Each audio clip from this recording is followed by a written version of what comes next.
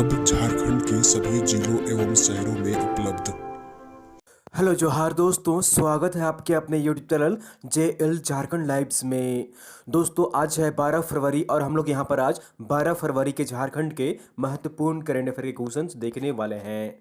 तो दोस्तों अगर आप JL झारखंड लाइव चैनल में अगर नए हैं तो सबसे पहले चैनल को जरूर सब्सक्राइब कर लीजिए और साथ ही जो बेल आइकन बना हुआ है उसको प्रेस कर लीजिए ताकि आगे का जो भी अपडेट्स आएगा, वीडियो आएगी, नोटिफिकेशन सबसे पहले आपको यहाँ पर मिल जाया करेगी।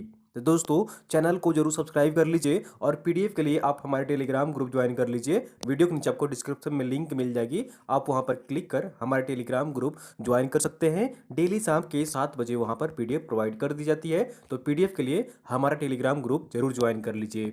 और चलिए हम लोग यहाँ पर आज 12 फरवरी के झारखंड के महत्वपूर्ण करेंट अफेयर के क्वेश्चंस देखते हैं। तो यहाँ पर आज का पहला प्रश्न है, हाल ही में विधानसभा के कार्य संचालन के नियमों पर आधारित झारखंड विधानसभा का कार्य संचालन प्रक्रिया एवं परंपराएं पुस्तक के लेखक कौन है। तो हाल ही में एक पुस्तक यहाँ पर विमोचन किया गया है और इस पुस्तक का नाम है झारखंड विधानसभा का कार्य संचालन प्रक्रिया एवं परंपराएं। तो इस पुस्तक के लेखक कौन है? तो इसका सही आंसर जो होगा यहाँ पर ऑप्शन नंबर सी इज बिल्कुल राइट आंसर हो जाएगा यहाँ पर। ठीक है, ए एवं बी दोनों ही। तो उदयमान सिंह और मधुकर भारद्वाज ये दोनों ही इस पुस्तक के लेखक हैं। तो ऑप्शन नंबर सी इज बिल्कुल सही आंसर हो जाएगा। चलिए हम लोग यहाँ पर पूरे डिटेल्स में यहाँ पर देख लेते हैं और भी महत्वपूर्ण फैक्ट्स। तो झारखंड विधानसभा अध्यक्ष रविंद्रनाथ महतो द्वारा हाल ही में उदयमान सिंह एवं मधुकर भारद्वाज द्वारा लिखी गई पुस्तक झारखंड विधानसभा का कार्य संचालन प्रक्रिया एवं परंपराएं का विमोचन किया गया है। इस पुस्तक में विधानसभा के कार्य संचालन के नियमों सहित 20 वर्षों की विधायी घटनाओं का विस्तृत वर्णन किया गया है। तो ये इस पुस्तक में सारा एक्सप्लेन किया गया है, विवरण किया गया है, वर्णन किया गया है कि विधानसभा का कार्य कैसे संचालन किया जाता है और पिछले 20 वर्षों में जो भी विधायी घटना हुई है, विधानसभा में जो भी घटनाएं हुई हैं किसी भी तरह की, तो वो इसमें मेंशन किया गया है। इस पुस्तक में विधानसभा का गठन, सभा की बैठक, सत्र का आहूत, सत्र का विलोपन, सदस्यों का मताधिकार, प्रश्न ध्यानाकर्षण, याचिका विश्वास, अविश्वास प्रस्ताव, समिति व्यवस्था, दल बदल के मामले में विशेष अधिकार और सभा की कार्यवाही आदि का विस्तृत वर्णन किया गया है। तो यहाँ पर देख लीजिए, जो यहाँ पर विधानसभा के अध्यक्ष है रविंद्रनाथ महतो, उनके द्वारा ये पुस्तक यहाँ पर विमोचन किया गया है। तो ऑप्शन नंबर सी इज बिल्कुल सही आंसर हो जाएगा। अगला प्रश्न है यहाँ पर, गुवाहाटी में आयोजित 36वीं जूनियर राष्ट्रीय एथलेटिक्स प्रतियोगिता में 600 मीटर की रेस में मोनी रजा ने कौन सी पदक जीती है। तो इसका सही आंसर जो होगा यहाँ पर ऑप्शन नंबर ए इज बिल्कुल सही आंसर रहेगा। तो इन्होंने स्वर्ण पदक जीता है। कौन सा पदक जीता है? स्वर्ण पदक इन्होंने 600 मीटर की रेस में मोनी रजा ने स्वर्ण पदक जीता है। तो ऑप्शन नंबर ए इज बिल्कुल सही आंसर हो जाएगा। चलिए हम लोग यहाँ पर और भी महत्वपूर्ण फैक्ट हम लोग यहाँ पर देख लेते हैं। तो असम के गुवाहाटी में चल रही 36वीं जूनियर राष्ट्रीय एथलेटिक्स प्रतियोगिता में 10 फरवरी 2021 को बालकों के अंडर 40 आयु वर्ग में आयोजित 600 मीटर की रेस में मोनी रजा ने स्वर्ण पदक अपने नाम किए हैं। मोनी रजा जो है वो JSPS रांची के प्रशिक्षु हैं और इन्होंने हाल ही में यहाँ पर 600 मीटर की रेस में इन्होंने स्वर्ण पदक जीता है। तो ऑप्शन नंबर ए इज बिल्कुल सही आंसर रहेगा और ये है मोनी रजा जिन्होंने यहाँ पर स्वर्ण पदक जीता है। चलिए अगले प्रश्न की ओर चलते हैं और अगला प्रश्न है यहाँ पर, 36वीं जूनियर राष्ट्रीय एथलेटिक्स प्रतियोगिता में अंडर 18 आयु वर्ग में 3000 मीटर की दौड़ में सुप्रीति कच्छप ने कौन सी पदक जीती है। ठीक है, तो यहाँ पर 3000 मीटर की दौड़ में सुप्रीति कच्छप ने कौन सी पदक जीती है। तो इसका सही आंसर जो होगा यहाँ पर ऑप्शन नंबर बी जो होगा बिल्कुल सही आंसर हो जाएगा। तो इन्होंने रजत पदक जीता है। कौन सा पदक जीता है? रजत पदक इन्होंने जीता है। सुप्रीति कच्छप है और ये गुमला जिले के निवासी हैं। तो ऑप्शन नंबर बी इज बिल्कुल सही आंसर हो जाएगा।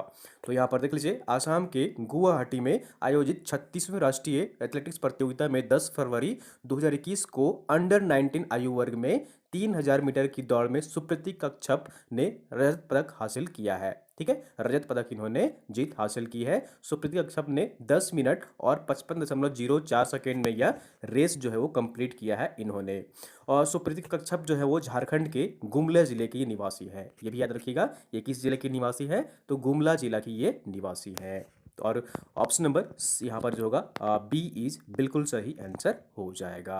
अगला प्रश्न यहाँ पर मैं एक अलग से वीडियो डिटेल्स में सारे एक जगह कलेक्शन करके वीडियो बना दूंगा। जो 36वीं जूनियर राष्ट्रीय एथलेटिक्स प्रतियोगिता का आयोजन किया गया है असम में, तो झारखंड के कितने मेडल यहाँ पर जीते हैं और कौन कौन लोग यहाँ पर स्वर्ण पदक जीते हैं, कौन लोग रजत पदक जीते हैं, कौन लोग कांस्य पदक जीते हैं, तो मैं एक अलग से वीडियो डिटेल्स में प्रोवाइड कर दूंगा। ठीक है, तो चलिए अगले प्रश्न की ओर चलते हैं। और अगला प्रश्न है यहाँ पर आसाम के गुवाहाटी में संपन्न 36वीं जूनियर राष्ट्रीय एथलेटिक्स चैंपियनशिप प्रतियोगिता में झारखंड ओवरऑल पदक तालिका में कौन से स्थान पर रहा है। तो झारखंड ओवरऑल इस पदक तालिका में कितने स्थान पर रहा है। तो इसका सही आंसर जो होगा यहाँ पर ऑप्शन नंबर सी इज बिल्कुल सही आंसर हो जाएगा। झारखंड राज्य पदक तालिका में 10वें स्थान पर रहा है 36वीं जूनियर राष्ट्रीय एथलेटिक्स चैंपियनशिप प्रतियोगिता 2021 में। तो ऑप्शन नंबर सी इज बिल्कुल सही आंसर हो जाएगा। तो यहाँ पर देख लीजिए हाल ही में संपन्न यहाँ पर असम के गुवाहाटी में 36वीं जूनियर एथलेटिक्स चैंपियनशिप प्रतियोगिता का आयोजन 6 से 10 फरवरी तक किया गया है, जिसमें झारखंड राज्य पदक तालिका में कितने स्थान पर रहा है झारखंड राज्य, तो 10वें स्थान पर रहा है।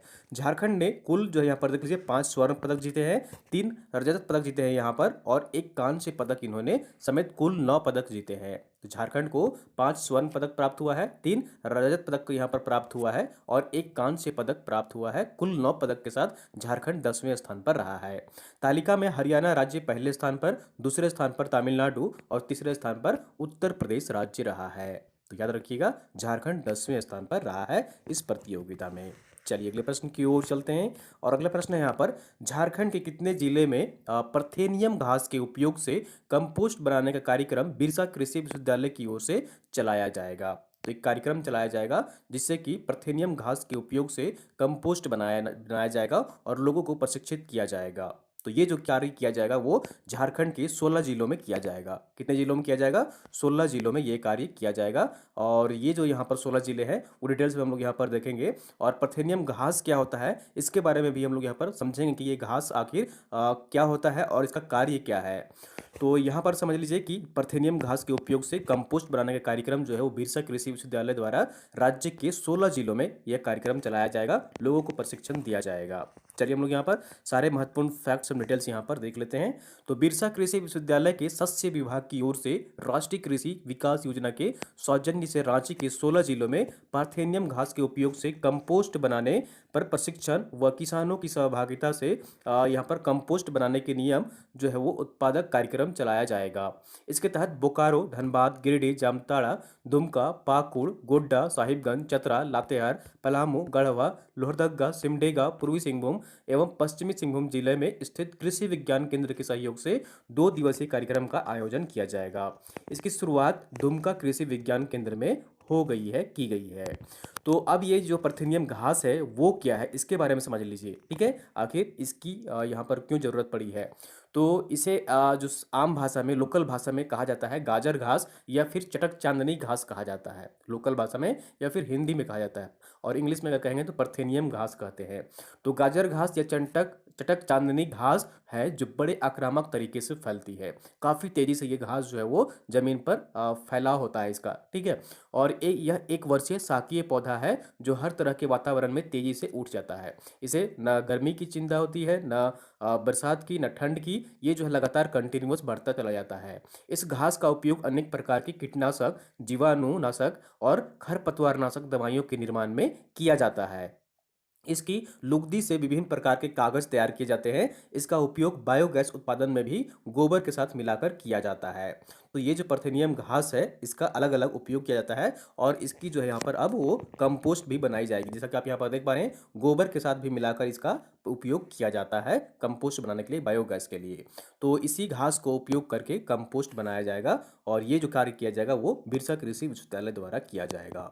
तो अब यहाँ पर बिरसा कृषि विश्वविद्यालय आया है, तो देख लीजिए इसकी स्थापना जो है वो 26 जून 1981 ईस्वी को हुई थी। कब हुई थी? 26 जून 1981 ईस्वी को बिरसा कृषि विश्वविद्यालय की स्थापना हुई थी। और ये जो घास है पार्थेनियम घास वो ऐसा दिखता है जैसा कि आप यहाँ पर पिक्चर में देख पा रहे हैं। चलिए अगले प्रश्न की ओर चलते हैं। और अगला प्रश्न है यहाँ पर झारखंड के नए डीजीपी कौन नियुक्त किए गए हैं। झारखंड के नए डीजीपी कौन नियुक्त किए गए हैं। तो इसका सही आंसर जो होगा यहाँ पर ऑप्शन नंबर ए इज बिल्कुल सही आंसर हो जाएगा। तो ये है नीरज सिन्हा। कौन है? नीरज सिन्हा है, जो कि झारखंड के नए डीजीपी नियुक्त किए गए हैं। तो ऑप्शन नंबर ए इज बिल्कुल सही आंसर हो जाएगा। इससे पूर्व जो थे डीजीपी वो कौन थे? एमवी राव थे। कौन थे? एमवी राव थे, जिनको कि अतिरिक्त प्रभार सौंपा गया था। पूर्ण रूप से ये नहीं थे, इनको अतिरिक्त प्रभार सौंपा गया था एमवी राव को। और ये जो है यहाँ पर अब नए जो नियुक्त किए गए हैं वो है नीरज सिन्हा है। चलिए हम लोग यहाँ पर इनके बारे में फैक्ट डिटेल्स यहाँ पर देख लेते हैं। तो झारखंड के नए डीजीपी के रूप में नीरज सिन्हा को नियुक्त किए गए हैं। एंटी करप्शन ब्यूरो के डीजी नीरज सिन्हा को झारखंड का नया डीजीपी बनाया गया है। 1987 बैच के आईपीएस अधिकारी नीरज सिन्हा वर्तमान में जैप के भी डीजी थे। ठीक है, जैप के ये डीजी थे। उन्हें भ्रष्टाचार निरोधक ब्यूरो के डीजी का अतिरिक्त प्रभार सौंपा गया था। वर्ष 2019 में डीजी पद के लिए यूपीएससी ने 3 आईपीएस अधिकारियों का पैनल झारखंड सरकार को भेजा गया था। ठीक है, यूपीएससी की तरफ से 3 आईपीएस अधिकारियों का पैनल झारखंड सरकार को भेजा गया था, जिसमें तीसरा जो नाम था वो नीरज सिन्हा का था। और झारखंड सरकार ने इनका ही चयन किया है। तो हेमंत सरकार ने एमवी राव को झारखंड के डीजीपी का अतिरिक्त प्रभार दिया था, लेकिन उन्हें यूपीएससी से पैनलिस्ट नहीं किया गया था। ठीक है, उनको अतिरिक्त प्रभार टेम्पररी यहाँ पर नियुक्त किया गया था। और अब जो नए यहाँ पर नियुक्त किए गए हैं वो हैं नीरज सिन्हा। और 16 मार्च 2020 से एमवी राव कंटिन्यूअस यहाँ पर अभी तक वर्तमान में प्रभारी थे डीजीपी के पद पर, और उनको जिम्मेवारी सौंपी गई थी। तो अब जो नए नियुक्त किए गए हैं वो है कौन? नीरज सिन्हा है, झारखंड के नए डीजीपी। तो ऑप्शन नंबर ए इज बिल्कुल सही आंसर हो जाएगा। अगला प्रश्न यहाँ पर आंसर ऑफ द डे है। पिछले वीडियो में आपसे प्रश्न पूछा गया था और आप लोगों ने इसका मैक्सिमम लोग सही आंसर कमेंट किए थे, जैसा कि मैं कमेंट बॉक्स में देख पा रहा था। तो प्रश्न पूछा गया था आपसे, हाल ही में झारखंड के रांची स्थित एसएस मेमोरियल कॉलेज के किस जनजातीय एवं क्षेत्रीय भाषा विभाग के प्राध्यापक को ह्यूमैनिटेरियन एक्सीलेंस अवार्ड 2020 प्रदान किया गया है? तो इसका सही आंसर जो है यहाँ पर ऑप्शन नंबर बी इज बिल्कुल सही आंसर हो जाएगा। तो ये है डॉक्टर सुभाष साहू। कौन है? डॉक्टर सुभाष साहू है, जिनको ह्यूमैनिटेरियन एक्सीलेंस अवार्ड 2020 प्रदान किया गया है। तो ऑप्शन नंबर बी इज बिल्कुल सही आंसर रहेगा। और आप लोगों ने मैक्सिमम लोग इसका सही आंसर कमेंट किए थे। तो यहाँ पर देख लीजिए, रांची स्थित एसएस मेमोरियल कॉलेज में जनजातीय एवं क्षेत्रीय भाषा के सहायक प्राध्यापक डॉक्टर सुभाष साहू को आइकॉन फाउंडेशन की ओर से ह्यूमैनिटेरियन एक्सीलेंस अवार्ड 2020 प्रदान किया गया है।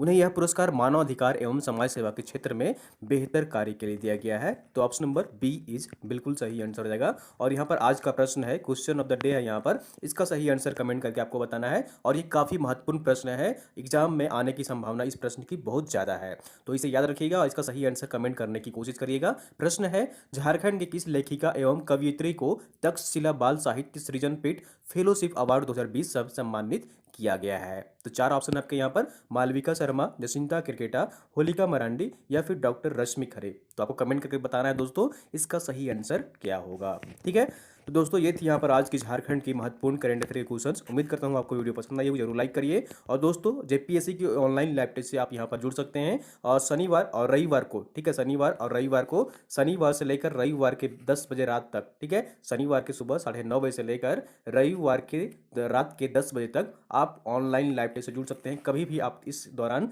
टेस्ट दे सकते हैं जेपीएससी की। इसके लिए आपको 20 रुपीज़ का भुगतान करना होगा। और ये जो भुगतान करना है आपको गूगल पे, फोन पे, पेटीएम के माध्यम से करना है। और पेमेंट करने के बाद उसका स्क्रीनशॉट लेकर आप हमारे व्हाट्सएप नंबर, जो जिस नंबर पर पेमेंट करेंगे, ठीक है, ये हमारा नंबर है, इसी नंबर पर आपको पेमेंट करना है और इसी नंबर पर आपको व्हाट्सएप में सेंड करना है। तो आप ऑनलाइन लाइव टेस्ट से जुड़ सकते हैं। पूरे 200 क्वेश्चन होंगे, पेपर 1 और पेपर 2 दोनों ही आपका रहेगा। ठीक है, और ये हिंदी मीडियम में रहेगा फिलहाल, ये इंग्लिश मीडियम में नहीं है, हिंदी मीडियम में आपको ये प्रश्न मिलेगा। तो आप इस ऑनलाइन लाइव टेस्ट से जुड़ सकते हैं पेमेंट कर।